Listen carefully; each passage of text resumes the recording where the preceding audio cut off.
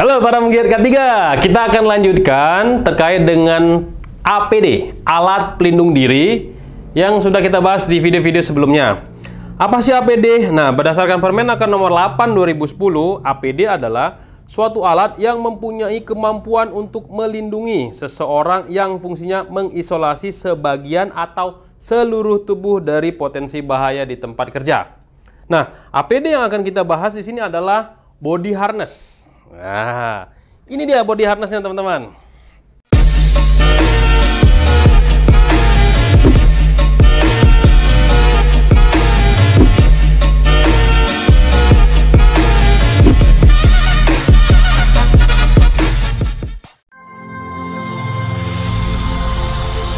Video ini dipersembahkan oleh Mediatama Academy. Training K3, langsung kerja. Ini namanya full body harness. Ya, apa sih body harness? Body harness adalah alat perlindungan diri yang digunakan pekerja di ketinggian. Fungsinya adalah ketika pekerja jatuh dari ketinggian tidak langsung ke daratan. Nah, di sini ada item-item yang ada di dalam body harness. Jadi sini teman-teman, saya agak lirik-lirik ke sini juga ya supaya pas nanti penjelasannya. Yang pertama, kita ngomongin soal tipenya terlebih dahulu. Nah, kalau di sini dijelaskan tipe-tipe terkait dengan body harness.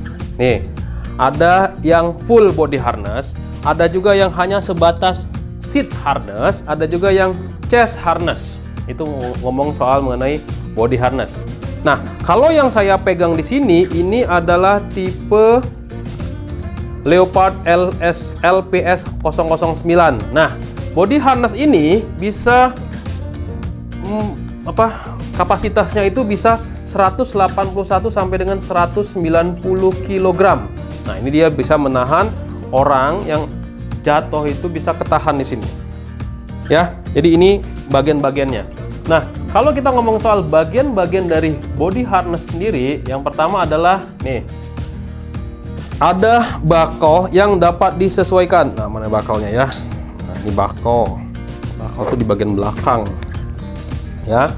Lalu ada yang namanya nih, penahan punggung. Nah, ini ya penahan pinggang juga ya. Terus lagi ada ya, ring-ring untuk penahan dari bebannya. Termasuk juga ini yang paling penting nih teman-teman ya. Nih, lihat nih. Ini energy shock absorber. Nah, ini adalah pengait nih.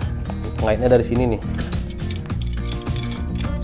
Nih, ya. Jadi pengaitnya nanti kalau kita naik ketinggian itu tangga atau apa kait satu di sini, yang bagian bawahnya bagian satu. Jadi kenapa harus dua? Ya karena misalkan ada yang putus ya, satu bisa ditahan oleh yang lainnya. Nah, ini juga teman-teman ya, kenapa dibilang energy shock absorber nih ya, energy shock absorber karena ini kalau misalkan kita jatuh dari ketinggian tidak langsung glek kayak gitu, jadi seperti energi tersebut terserap oleh ini, jadi pas jatuh tuh tek tek tek tek tek kayak gitu ya. Karena kalau langsung kejepit kayak gitu ya di seluruh tubuh kita ini, konon saya dapat cerita dari teman-teman yang di project itu, katanya semua aliran darah itu seperti kekunci gitu, jadi seperti tertutup. Ini bisa membahayakan juga, bisa mengakibatkan fatality juga kalau kita pakai body harness yang tidak ada energy shock absorbernya seperti ini. Nah, cara pakainya gimana teman-teman? Pastikan dulu bagian belakangnya ini ada pengaitnya ya, kaitin dulu seperti ini ya. Sebenarnya sih banyak cara sih, ini cara simple aja ya, pakai. Sebenarnya banyak jenis body harness ya. Ada yang seperti ini, ada seperti yang lain. Nah, ini ada pengaitnya seperti ini teman-teman. Ini pastikan kenceng, disesuaikan dengan tubuhnya masing-masing. Kadang-kadang orang juga tinggi, kadang pahanya gede gitu ya. Nah, jadi pasang sini ya. Terus di bagian pahanya juga nih ada penahan nih teman-teman. Tuh, bisa diatur ya. Sini, terus sini.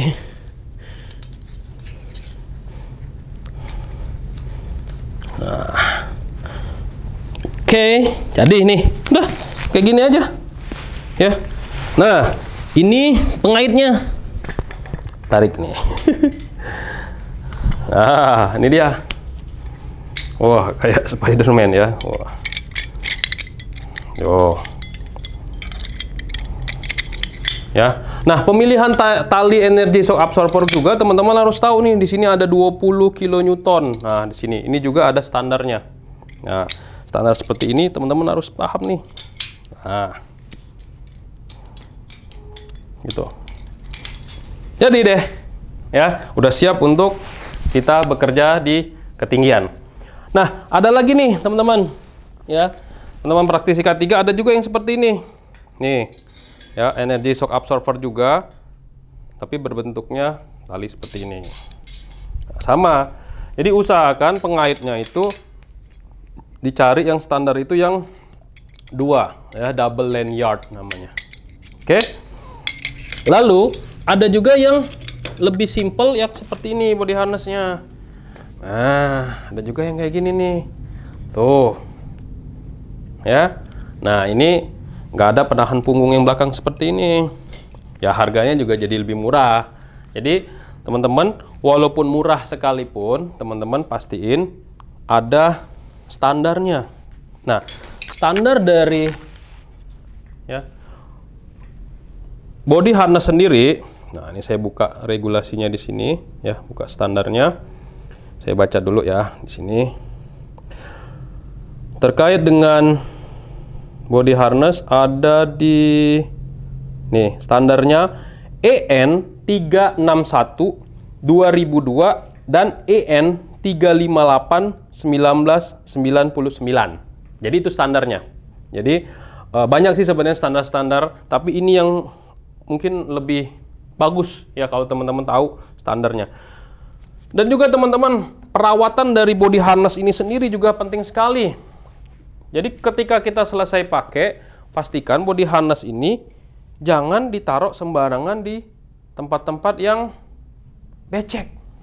Ataupun kena hujan, kena apa gitu ya. Kena matahari, oh sayang banget karena lumayan nih harganya. Jadi kalau selesai pakai, pekerja itu dibiasakan ada tempat gantungan atau memang kita sediakan seperti box container, kita taruh di sana, semua dikumpulkan di sana.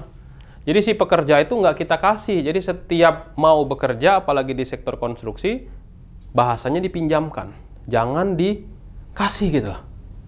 Hilang nantinya.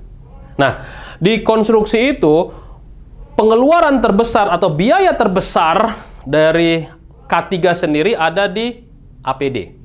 Nah, kalau teman-teman tidak bisa mengelola alat pelindung diri ini dengan baik, nanti teman-teman semua dianggap sebagai cost center. Atau ya orang K3 itu dianggap sebagai menghambur-hamburkan uang. Tidak ada pemasukan untuk perusahaan atau untuk proyek. Jadi dianggap ya menghambur-hamburkan uang aja gitu. Jadi pastikan teman-teman semua harus tahu dulu bahayanya apa, resikonya apa. Supaya tahu dan menyesuaikan APD yang dibutuhkan itu apa. Dan juga teman-teman semua, nanti kalau misalkan teman-teman semua sudah harus menggunakan body harness misalkan gitu ya. Teman-teman harus memikirkan nih body harness tersebut nyantolinya tuh kemana ya. Ada namanya lifeline. Lifeline kalau misalkan dia bergelantungan di baja-baja gitu ya, atau misalkan dia ada memang harus naik-naik bisa ditaruh seperti itu. Jadi ini nih yang harus diperhatiin nih, gantunginnya di mana ya. Nah, kalau di regulasi untuk kompetensi nih teman-teman ya, kalau teman-teman tahu yang namanya tenaga kerja bekerja di ketinggian. Tenaga kerja pekerjaan ketinggian. Pasti menggunakan body harness. Nah, balik lagi body harness yang cocok itu yang gimana? Kalau misalkan tenaga kerja bekerja di ketinggian atau TKBT, TKBT 1, TKBT 2 yang ada platform di bawahnya, nah, boleh menggunakan seperti ini. Tapi kalau sudah TKPK ya, tambahan lagi nanti ada penggantungnya lagi nanti di sini. Dia karena dia bersifat menggelantung gitu. Nah, itu bagi teman-teman semua yang harus paham terkait dengan apa sih APD, apa sih body harness gitu ya. Nah gitu. Berikutnya nih teman-teman ya. Jadi kalau teman-teman membeli body harness, pastikan ini juga tanggal produksi. Kapan sih body harness ini diproduksi gitu ya. Terus rekomendasinya apa? Ada nggak semacam uji labnya. Nah, ada nggak uji labnya untuk ketahanan? Kalau di sini kan disebutkan nih, dia bisa menahan 181 sampai 190 kg. Jadi ada pengujiannya. Mintain hasil pengujiannya. Karena ini barang mahal nih teman-teman, ya. Kalau teman-teman tanya, berapa sih Pak harganya ini? Gitu ya. Bervariasi. Mulai dari 750.000 sampai dengan 3 juta atau bahkan yang 5 juta. Tergantung dari merek dan spesifikasi dari APD body harness ini sendiri. Tapi kalau teman-teman beli misalkan, Pak saya beli dong, atau Pak saya pernah beli body harness Pak, harganya lebih murah 250 misalkan ya, itu pasti palsu teman-teman. Gak ada yang namanya body harness seperti ini harganya 250.000 ya. Atau juga yang hanya menggunakan safety belt, wah itu udah nggak disaranin lagi. Kenapa? Karena safety belt kalau dipakai melorot teman-teman ya. Nah itu teman-teman harus tipsnya harus tahu terkait dengan harga ya. Jadi pertimbangan membeli APD itu yang pertama adalah satu, teman-teman harus mengidentifikasi bahaya dan penilaian risikonya dulu serta pengendaliannya. Jadi tahu dulu bahayanya apa, lalu tahu dulu APD-nya apa yang digunakan. Yang kedua, teman-teman harus tahu dulu berapa jumlah pekerja yang akan bekerja di ketinggian. Karena membeli body harness ini nggak murah, jadi harus tahu dulu siapa sih yang bekerja di ketinggian yang di atas 1,8 meter. Nah itu standarnya ya. Yang ketiga, kita ketika memilih, kan bagian procurement nih, kita kan hanya membuat PO aja, membuat permintaan kan, bagian procurement yang mengeksekusi. Pastikan perusahaan sudah punya belum standar APD-nya, warna, bentuk, dan lain-lain. Baru kita menyesuaikan nanti, membuat purchase order ataupun membuat permintaan pembelian kepada procurement. Ya, kita harus tahu nih standar apa yang dipakai.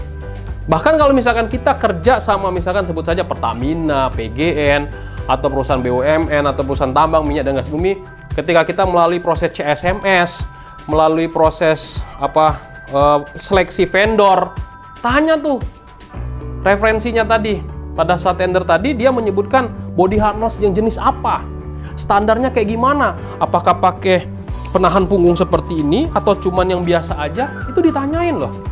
Dipastiin dulu supaya mengena nantinya ya. Jadi sudah tahu ya tadi ya. Yang berikutnya baru ngomongin soal harga. Nah, biasanya kalau procurement itu selalu milih harga dulu. Nah, padahal nggak seperti itu. Oke, itu aja informasi dari saya. Semoga teman-teman semua terbantu ketika teman-teman semua memilih body harness yang cocok di pekerjaan konstruksi atau pekerjaan di tempat kerja teman-teman masing-masing. Terima kasih.